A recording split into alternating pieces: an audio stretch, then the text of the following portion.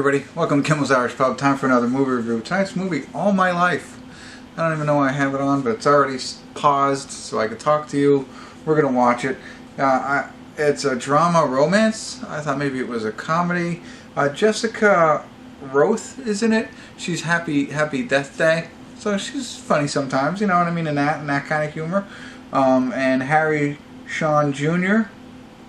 I recognize his face. I don't recognize anybody else scrolling through, but you never know. We'll see when we get through it. But it's they have plans to get married, and then it gets thrown off course because he's diagnosed with liver cancer.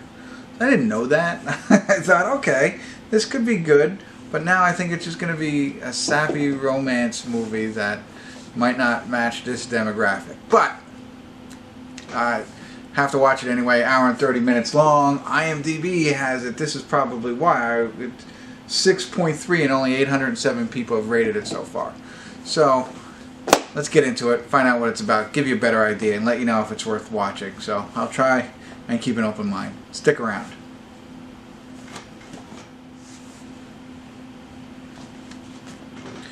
Hey everybody. We're at the credits of All My Life. Right? That's what it's called. Yeah, All My Life.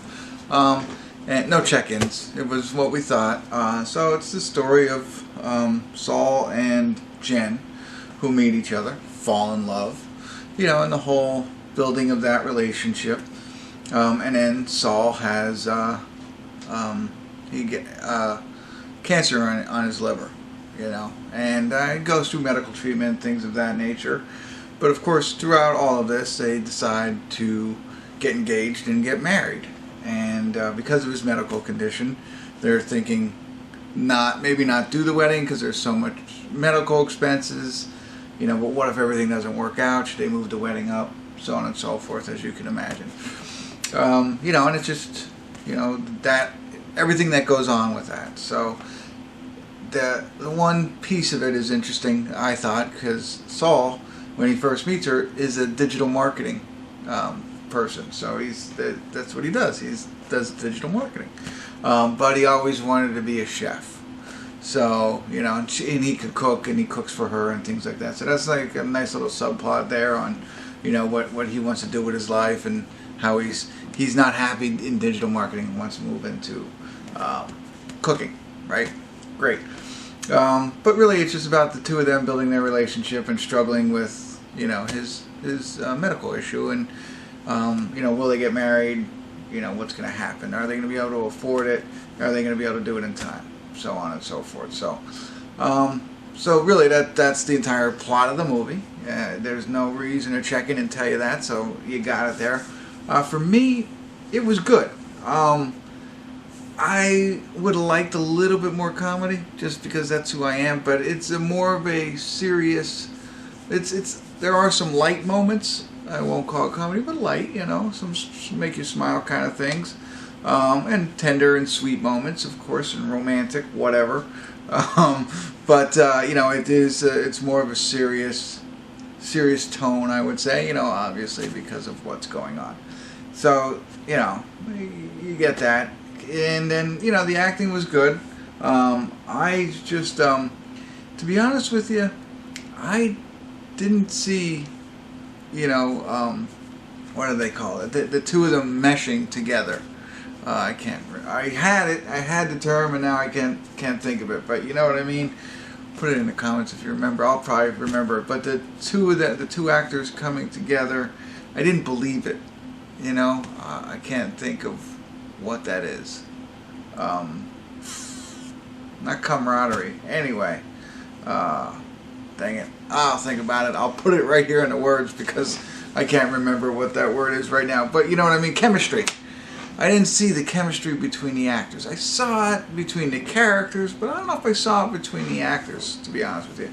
But other than that, I thought the acting was fine. I liked his friends and stuff. They did underplay his one good friend.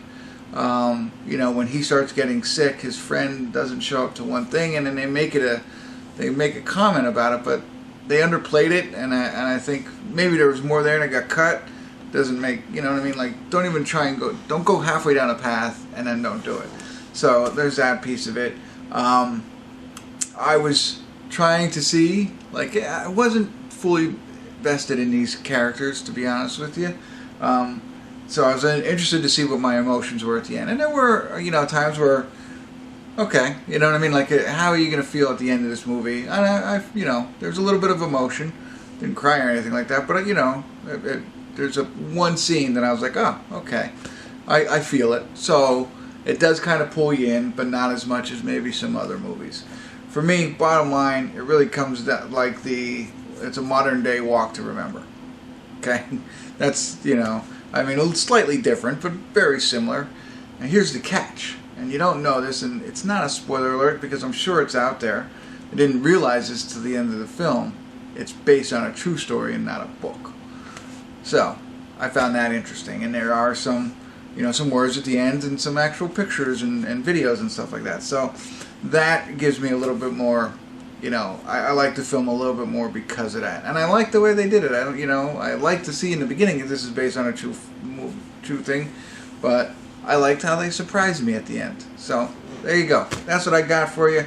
If you like romance, if you liked A Walk to Remember, that type of movie, you'll like this one. That's what it's like. So, no Mandy Moore or anything like that, but still pretty good for that. Anyway, I digress. Anyway, I'm going to say anyway one more time. That's it. You can turn me off after you drop comments or subscribe to my channel if you haven't already. And hopefully this was helpful. Thanks for tuning in. Kimmel's Irish Pub.